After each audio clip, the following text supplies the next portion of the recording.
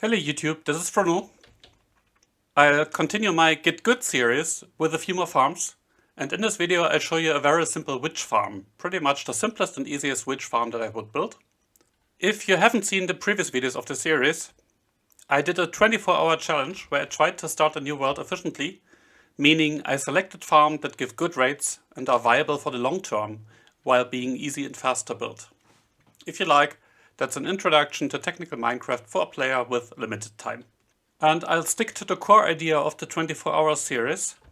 I'll choose farms and builds that are reasonably simple to build and accessible for players, even if they don't have extensive experience with complex redstone, but still give good rates. This video will cover a witch farm. Feel free to comment and suggest other farms that you would like to see built in the series. So this time I won't set myself a time limit, but I will measure the time I need for each build, including the gathering and crafting of the materials required, so that you know exactly how much effort each farm is. The other rules of the series are as follows. I'll play on the world that I started for the 24-hour series here, and use only the farm that I have built there, which include, of course, an iron farm, a gold farm in the nether, a trading hall, a tree farm, and a slime farm in the swamp over there. I will use Light Medica to plan my builds in advance. I will also use client-side mods like Trickaroo, but I will only use features that are available on any vanilla servers. So if you like, you can set up my environment and use it on any server. So I won't use features like accurate placement, because this is something that's not possible in vanilla, so I'm not going to use it. So I'll use only the features that you can use on any vanilla server. Alright, let's have a look at the witch farm that we have planned. And witch farms are somewhat different from most other mob farms for two reasons. On one side, you don't need a perimeter, so there's no point in building this simple farm here in a perimeter. In fact, if you have a single witch hut, then a perimeter will do nothing for the rates. You see, for most mobs, the way to increase the rates is to build lower in the world and reduce the height map, and we get the highest rates by building down at bedrock level. But witch farms always need to be built at the same height, perimeter or not. Now, if you have a double, triple or even quad witch hut setup, then a perimeter will help you eliminate all spawning spaces. But you would achieve the same effect by finding and lighting up all of the caves. Of course, with the additional hassle of spawn-proofing slime chunks with water or lava. A perimeter for a multi-witch hut setup would reduce the lag, as we can spawn anything and we won't have any friendly mobs, but it won't increase the rates. Now, the other reason why witch huts are special is that the most valuable resource, which is of course redstone, does not profit terribly from looting. You see, killing a witch without looting will give you between 4 and 8 redstone. If we do add looting, according to the wiki, we get between 4 and 11 redstone. So with looting, it's an average of 7.5 redstone. Without, it's an average of 6. That's only an increase of 25%. The other drops, like glowstone and gunpowders, will go up by 150% roughly. So you get 2.5 times the amount. But of course they are less valuable, as we have enough gunpowder from our universal mob farm. And we kind of need only limited amounts of the other stuff. I mean, how many spider eyes do you want to use for brewing? Maybe the glass bottles are still the most valuable item for honey farms. So it's mainly redstone, and therefore it's perfectly alright to build a witch farm without looting, which makes the design somewhat easier and more compact, and it's certainly a bonus to avoid minecarts that can collide with other entities like slimes. Now, the tinted glass here in this creative world is just so that you can see what's going on. In the survival world, we'll of course replace all of the tinted glass with stone bricks. We won't even use stairs on the outside, and we forget about the pack spawning border, because that's only an increase of 5% over the rates. So this farm here gets you just under 700 redstone blocks per hour, or roughly 6,200 dust, compared to 8,000 for a looting farm. That's quite nice. And we get about 300 per hour of the other drops, and twice the amount of sticks. For some reason, witches drop a lot more sticks than everything else. Now, I did a tutorial on a looting witch farm a few months ago, but in this video I'll build this witch farm without looting and focus only on the changes. So here's the design we're going for. You've probably already seen we've used the same shifting floor setup that I use in my looting farm. We have a clock that fires once every 10 seconds. Compared to my other witch farm, I have made the controls for the shifting floors a bit cheaper, so they'll use less observers, are easier to build. And the witches, instead of bringing them to the player to an AFK spot, we just drop them into a water stream. Then they go down into a 2D hole, and in there we have 24 minecarts, so the witches are killed by entity cramming. The hole must be too deep, so this way a witch that sits in the hole does not block witches that are not in the hole.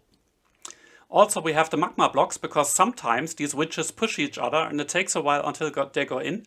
The magma blocks will damage them for a little bit, which resets the despawn timer. A mob that to get damage won't despawn in the next 30 seconds, so we don't need to hurry.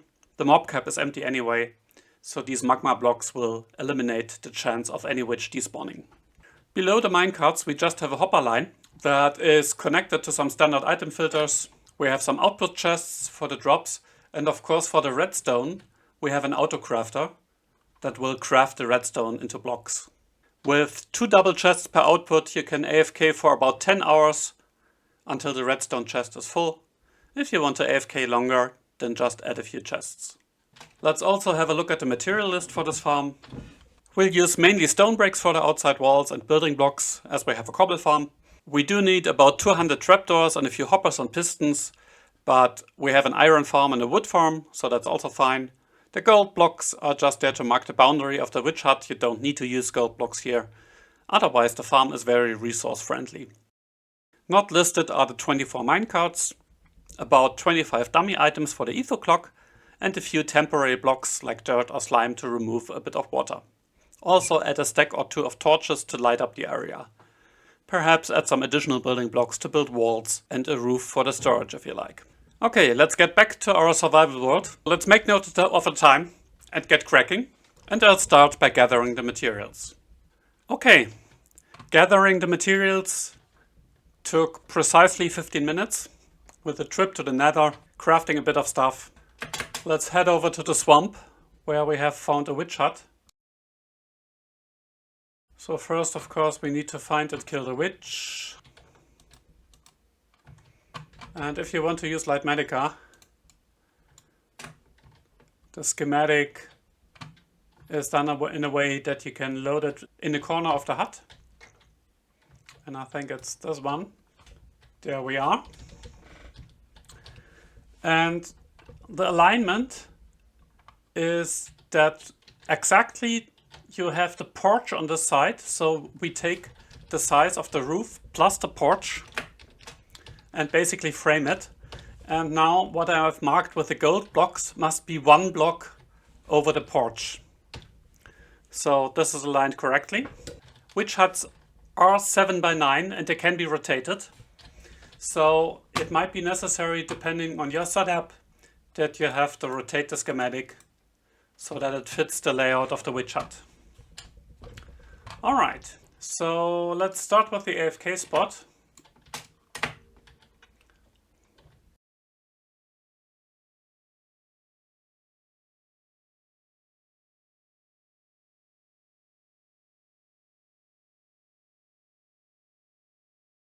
Let's disable the Light Medica. Here at the AFK spot we'll create a spawning sphere using mini hut.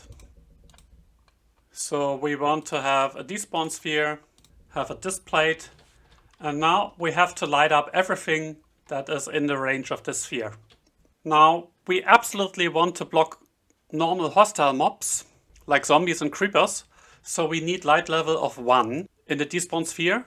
And we don't have to be overly religious of blocking slimes because the mob cap will be very empty, but we should try to have light level 8 or higher for most of the swamp spots under height 70, which is where slimes can spawn.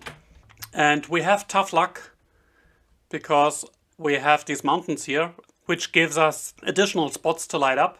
On the ground around the AFK spot we only need a circle of about 50 blocks, but we'll have to do these mountains here as well.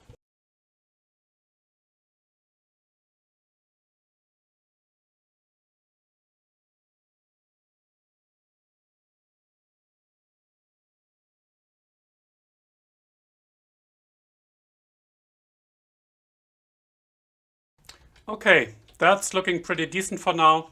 Missed a few spots here. Okay, we can always add a few more torches later if the farm is running. But for now we can also build in peace. So even with the mountains, this took pretty much 6 minutes to light up the area. We have positioned the schematic here.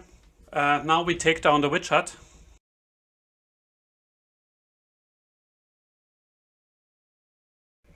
Okay, and now we have to dig out the area for the storage. And you can do that by enabling only the storage part of the schematic. So there you basically see the footprint of what we have to dig out and where we have to clear up a bit of water. So I'll just take a few of my temporary blocks here and build a bit of a wall.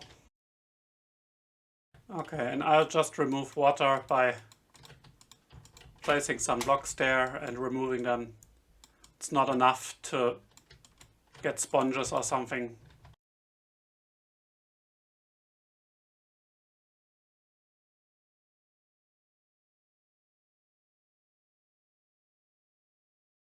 Okay, and now that we have this nice little hole, we just have to build up the farm from the bottom up.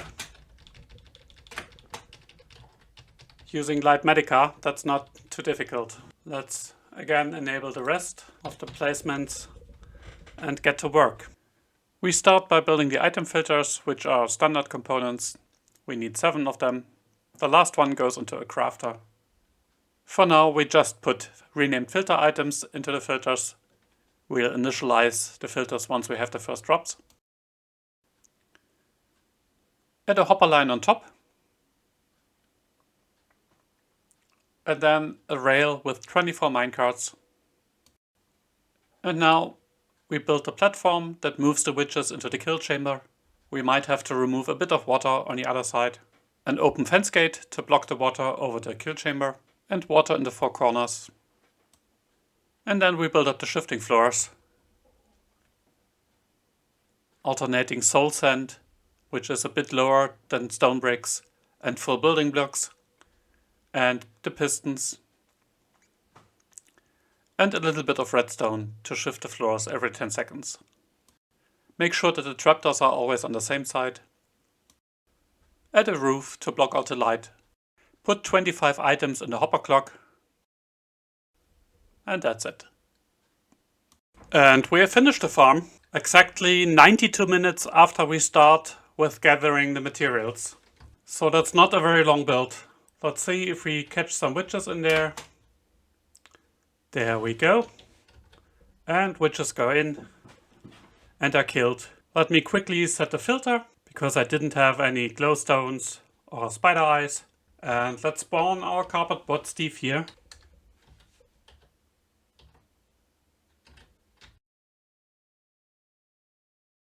Okay, there is a few stuff in there that is from building, of course. So we need these items for our filters.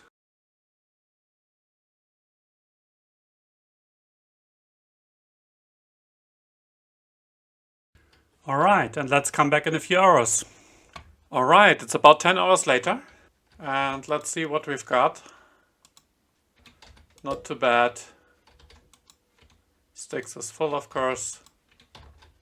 Yeah, working fine. I will have to light up the remaining places, which might increase the rate still a little bit more, but otherwise this one is done. So this is editing for now.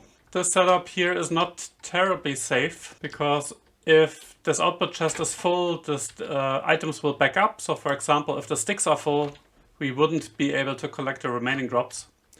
So let's just junk the items that we have. I thought we have a bit of room. Okay, damage repaired.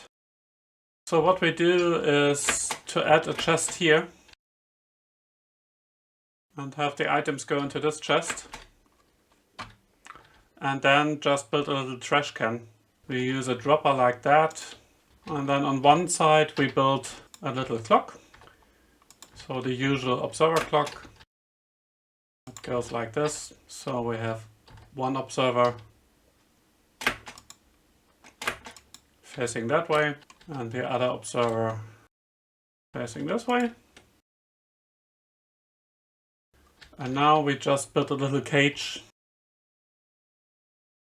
with soul sand at the bottom that we set on fire. And now, if one of these chests overflows, the drops will first end up in this chest, and then in this dropper, and all of them will be destroyed. So this is a very simple build, 1.5 hours including materials gathering, and you'll probably have all the redstone that you need for your survival world. Of course, I'll put a world download in the description in the Lightmatica file. And thanks for watching. Leave a like if you want to see more content like this. Please subscribe so that you don't miss any of my videos, and see you next time. Bye bye!